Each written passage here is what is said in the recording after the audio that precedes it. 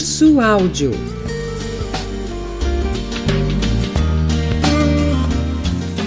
Redação oficial.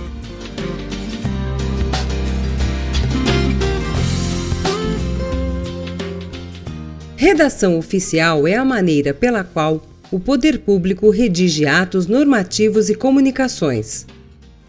Correspondência é a troca de cartas, bilhetes ou telegramas, qualquer forma de comunicação escrita, desde simples bilhetinhos até os ofícios formais.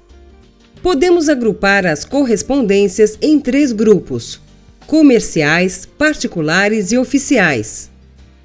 Para nosso estudo, interessa apenas a correspondência oficial. Em 1991, foi criada uma comissão para simplificar, uniformizar e atualizar as normas de redação dos atos e comunicações oficiais, que eram as mesmas desde 1937. Assim nasceu o Manual de Redação da Presidência da República, revisado em 2002, para adaptar-se à evolução da informática. De acordo com o Manual da Presidência da República, a redação oficial deve caracterizar-se pela impessoalidade, uso do padrão culto de linguagem, clareza, concisão, formalidade e uniformidade. O padrão culto nada tem contra a simplicidade de expressão, desde que não seja confundido com pobreza de expressão. De nenhuma forma o uso do padrão culto implica emprego de linguagem rebuscada, nem dos contorcionismos sintáticos e figuras de linguagem próprios da língua literária. A comunicação oficial deve ser entendida por qualquer cidadão.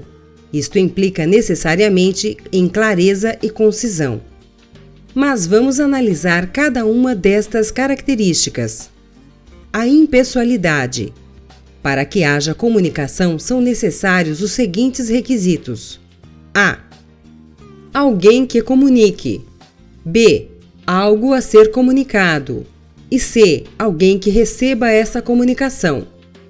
No caso da redação oficial, quem comunica é sempre o serviço público, que pode ser ministério, secretaria, departamento, divisão, serviço, seção.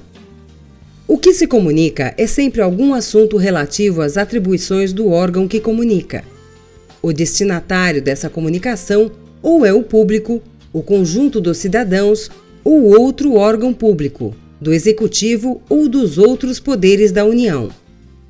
O tratamento impessoal decorre dos seguintes fatores: 1. Da ausência de impressões individuais de quem comunica.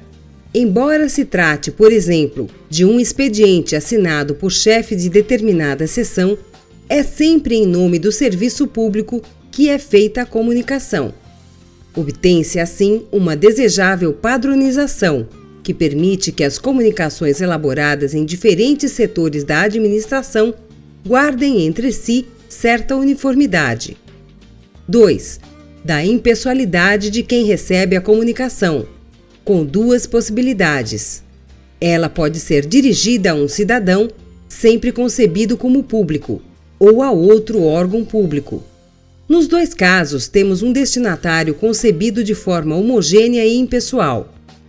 3. Do caráter impessoal do próprio assunto tratado. Se o universo temático das comunicações oficiais se restringe a questões que dizem respeito ao interesse público, é natural que não cabe qualquer tom particular ou pessoal.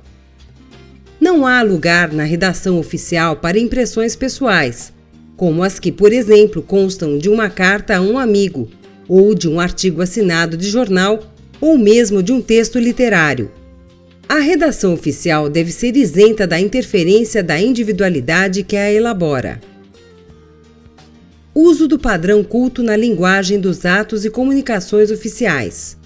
Os atos oficiais estabelecem regras para a conduta dos cidadãos, ou regulam o funcionamento dos órgãos públicos. Necessita então de linguagem adequada em sua elaboração para que seu fim seja atingido. Deve ser evitado o uso de uma linguagem restrita a determinados grupos, bem como a gíria, os vocabulários regionais ou o jargão técnico. A linguagem técnica deve ser empregada apenas em situações que a exijam, sendo de evitar o seu uso indiscriminado. Esperamos que você tenha gostado desta prévia.